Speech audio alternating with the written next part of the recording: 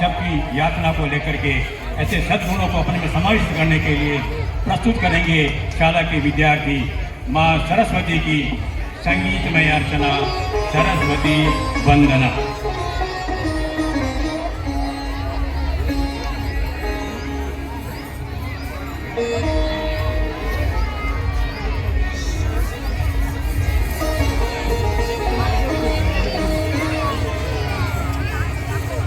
स्वावलंबिता, देशभक्ति और नैतिक जन उत्थान, शिक्षा से हो प्रकट देश में भारत वंदे गान।